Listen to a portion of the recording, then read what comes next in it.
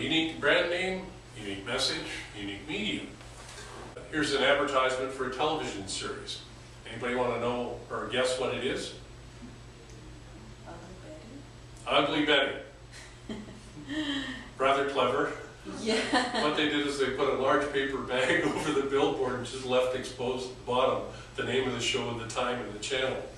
So got a lot of controversy, but also created huge traffic and huge viewership as a result. Became a very successful television series. Again, a unique media. But it doesn't have to be billboards, it doesn't have to be television ad campaigns and so on. It's how you think about it. This is a ballet class, a small community ballet class, and all they simply did was build these large posters, wrapped them on posts, and at the bottom is a tear-off with the contact information. Again, very clever.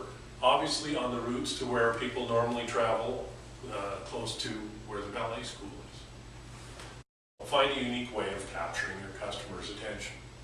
Unique brand names, unique products, messages, and media. Pick a specific target market. Most businesses, if you ask them who's your target market, they'll say everybody. Not true. But the only person or any business that has everybody as a potential customer is a funeral home. Rodney and the King are walking past this proprietorships sign and says he seems to be very happy in his work, and the King says, well, why not? His client list is a telephone book. One of the few businesses that probably holds true for. But we can also do some work to figure out how to communicate with our customers in an effective way by asking them. We did some work with this, it was a body shop that actually repairs vehicles, not the other kind of body shop.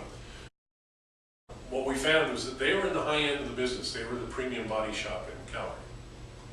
So they wanted to improve their customer service to do even better in the market. And their campaign slogan was, we take the wrinkles out. So the deal is, if your car was in an accident, they did everything from the moment it was in the accident to the moment you came and picked it up. Dealt with the insurance company, handled all paperwork, etc. So it made it very convenient for busy customers. The other thing we found out is that most of their customers either were parents or grandparents with young children. We thought about how could we create a unique way of capturing their attention and getting some of their feedback.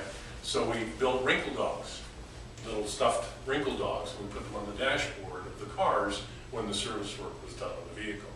And of course asked for them to answer 6 simple questions and enter a draw.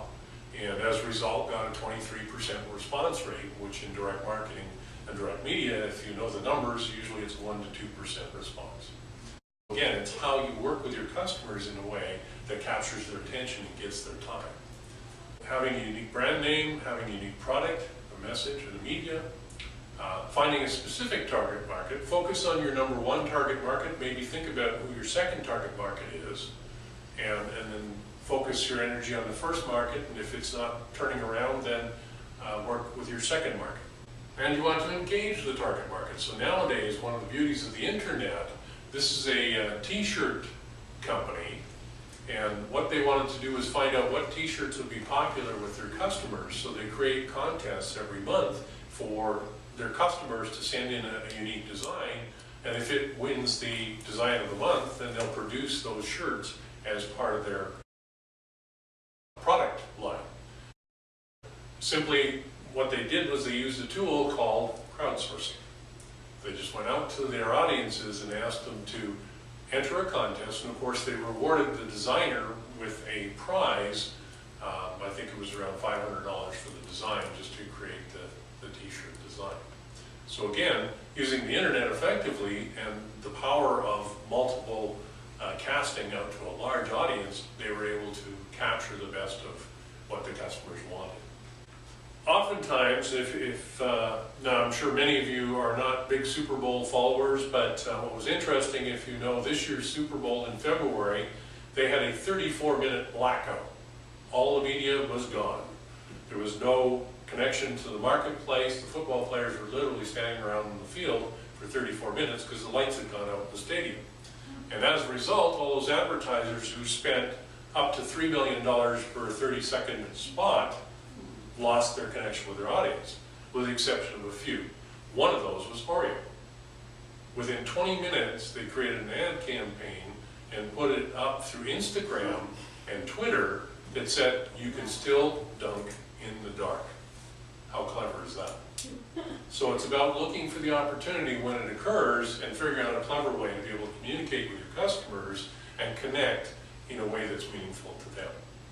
And as a result, they had over 12,000 hits on Twitter, or 12,000 retweets, I should say, through Twitter, just with this campaign.